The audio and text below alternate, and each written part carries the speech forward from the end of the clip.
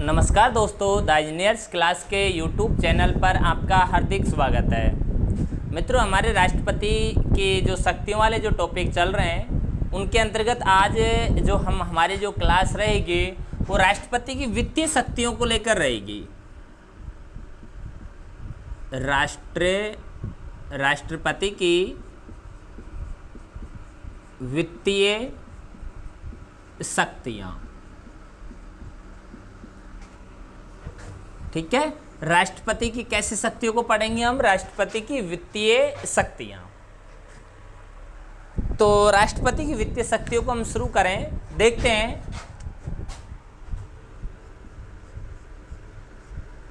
वार्षिक वित्तीय विवरण, और इस बात का उल्लेख अनुच्छेद संख्या 112 में है। वार्षिक वित्तीय विवरण, ठीक है, कि वार्षिक वित्तीय विवरण कौन से अनुच्छेद के अंतर्गत आ गया है? 112 में। देखते हैं वार्षिक वित्तीय विवरण। यानी कहने की बात यह है कि राष्ट्रपति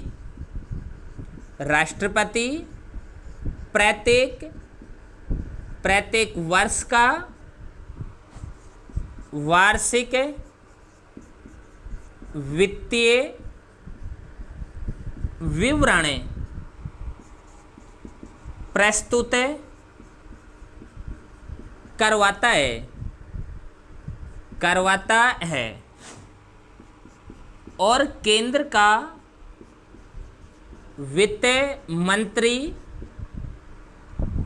वित्त मंत्री संसद के समक्ष ऐसा वित्तीय विवरण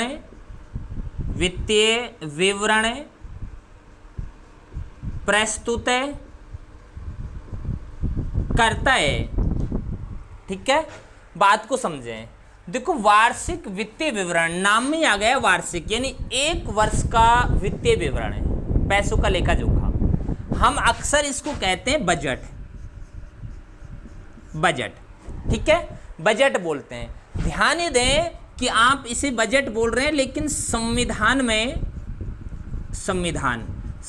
में बजट शब्द का उल्लेख नहीं है। आई बात समझ में? कि आप केवल बजट के आधार पर समझें, वैसे बजट शब्द का उल्लेख नहीं है। हम इसको संविधान में इसका उल्लेख है वार्षिक वित्तीय विवरण। तो प्रत्येक वर्ष का बजट प्रस्तुत होता है। तो बात यह है कि प्रत्येक वर्ष का जो बजट प्रस्तुत होता है उसे करवाता कौन है? उस बजट को प्रस्तुत करवाता कौन है? राष्ट्रपति। यानी राष्ट्रपति प्रत्येक वर्ष का वित्तीय विवरण प्रस्तुत करवाता है। कौन से अनुच्छेद के अनुसार? 112।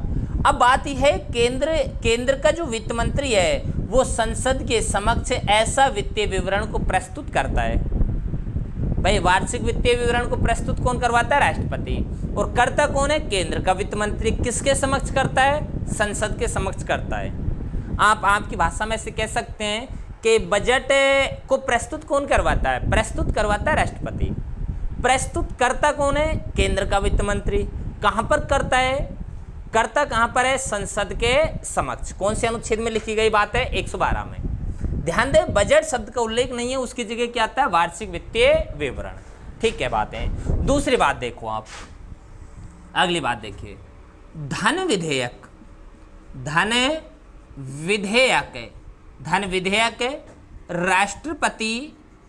राष्ट्रपति की पूर्व अनुमति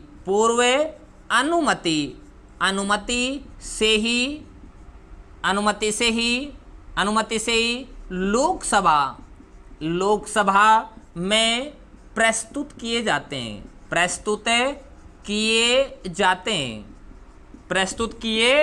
हैं, ठीक है। तो देखिए, जो धन विधेयक है हम पढ़ेंगे अनुच्छेद संख्या 110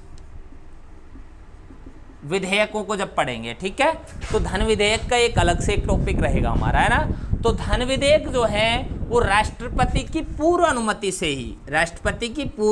से ही कहाँ पर प्रस्तुत किए जाते हैं? लोकसभा में प्रस्तुत किए जाते हैं। ठीक है, तो दूसरा अच्छा क्वेश्चन है, आज भी अभी भी हमको अच्छा प्रश्न मिल गया कि धन विधेयक कौन से सदन में पहले प्रस्तुत किया जाता है? लोकसभा में। किसकी पूर्व अनुमति होती है?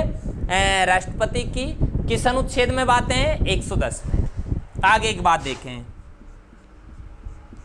केंद्र व राज्य के मध्य राजस्व के बंटवारे को लेकर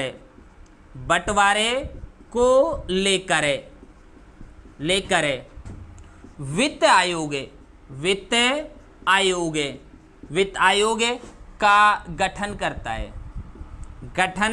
करता है और अनुच्छेद कौन सा रहेगा? 280। कौन सा अनुच्छेद रहना है? 280। यानी केंद्र व राज्य के मध्य राजस्व के बंटवारे को लेकर वित्त आयोग का जो गठन करता है वो किस अनुच्छेद के तहत बातें बताई गई हैं? 280। और इसका गठन भी कौन करता है? राष्ट्रपति। ये राष्ट्रपति की कुछ वित्तीय शक्तियां हैं जो हमने पढ़ी है।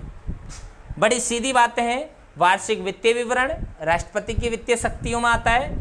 धन विधेयक राष्ट्रपति की पूर्व अनुमति से ही लोकसभा में प्रस्तुत किए जाते हैं, अनुच्छेद 110 में आते हैं। और केंद्र व राजस्व के बंटवारे को लेकर जो वित्त आयोग का गठन राष्ट्रपति करता है वो अनुच्छेद संख्या 280 के तहत करता है। ठीक है, ये हमारी वित्तीय शक्तियां हैं। वित्तीय शक्तियों का आप स्क्रीनशॉट लीजिए। हम उसके बाद में न्यायिक शक्तियों को पढ़ेंगे।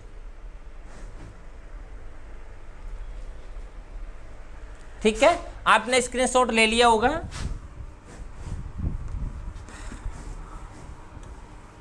इसके बाद में जो हम पढ़ेंगे अब पढ़ेंगे हम राष्ट्रपति की न्यायिक शक्तियां। ठीक है, कौन सी शक्तियों को पढ़ेंगे हम? राष्ट्रपति की न्यायिक शक्तियां।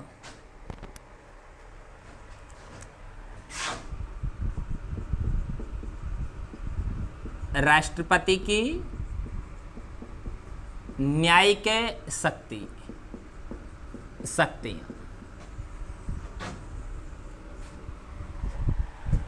अच्छा, देखते हैं हम न्यायिक शक्तियों को। वैसे समय के हिसाब से ज़रूर पढ़ेंगे हम। जब सुप्रीम कोर्ट पढ़ेंगे, जब हम उच्च न्यायालय पढ़ेंगे, हाई कोर्ट पढ़ेंगे, तो समय न्यायिक शक्तियाँ वहाँ पर भी हैं। लेकिन हम राष्ट्रपति को पढ़ रहे हैं, तो राष्ट्रपति को यदि हम पढ़ रहे हैं तो उससे संबंधित जो न्यायिक शक्तियाँ हैं वो कौन कौन सी हैं, चलो देख लेते हैं थोड़ा सा। देखिए, राष्ट्रपति उच्चतम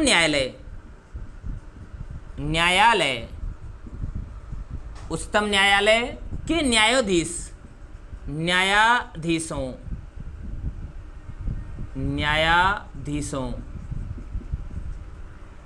की नियुक्ति करता है अनुच्छेद संख्या 124 में।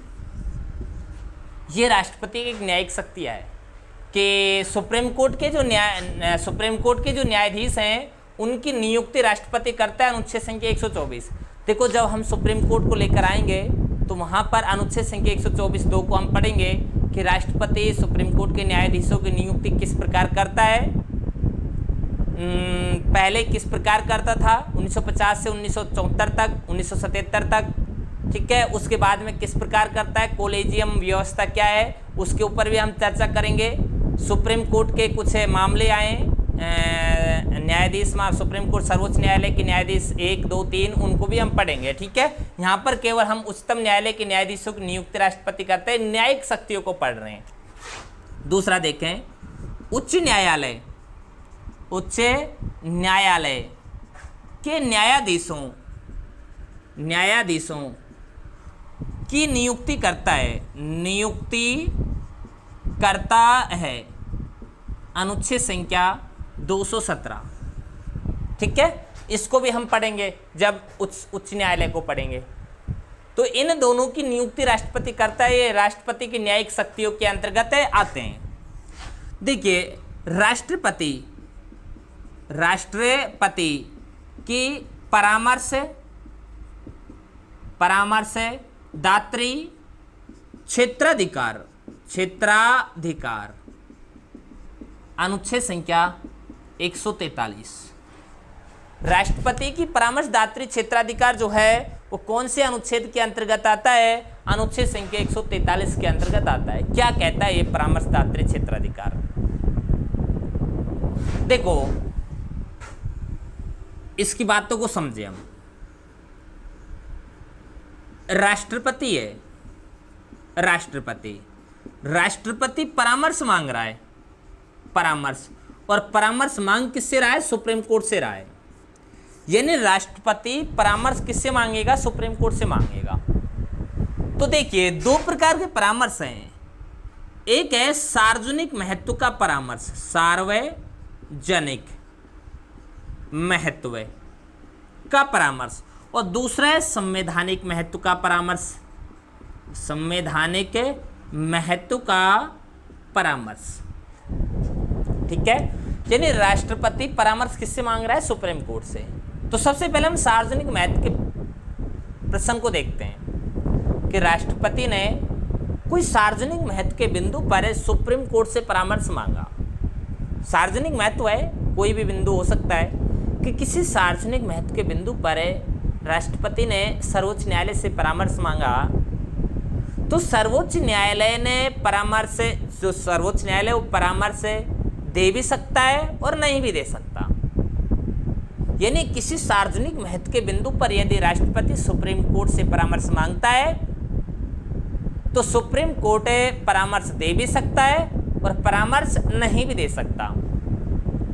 राष्ट्रपति उस परामर्श को मान भी सकता है और नहीं भी मान सकता, क्योंकि बिंदु कैसा है? सार्वजनिक महत्व का है। सार्वजनिक महत्व के बिंदु पर सुप्रीम कोर्ट परामर्श दे भी सकता है, नहीं भी दे सकता। राष्ट्रपति परामर्श मान भी सकता है और नहीं भी मान सकता। अब चलते हैं संवैधानिक महत्व का बिंदु।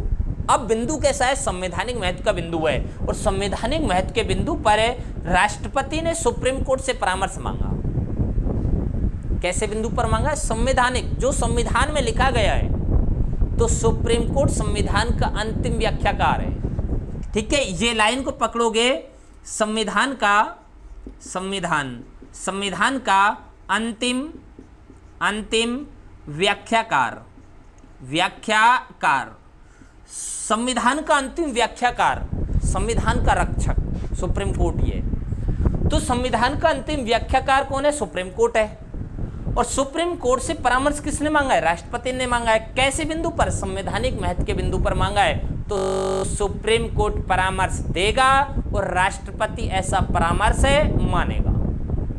ठीक है, कि सुप्रीम कोर्ट परामर्श देगा और राष्ट्रपति ऐसा परामर्श मानेगा यदि जो परामर्श है वो संवैधानिक महत्व के बिंदु पर है तो। ठीक है, ये आपकी क्या होती है? न्यायिक शक्तियां होती हैं।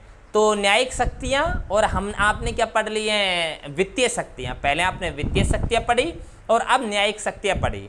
और हमारी जो राष्ट्रपति की ये कुछ शक्तियां हैं ये समाप्त होती हैं, और कल जो हमारी नेक्स्ट क्लास रहेगी उसमें हम राष्ट्रपति की आपातकालीन शक्तियों को लेकर के नहीं आएंगे। ठीक है, धन्यवाद मित्रों।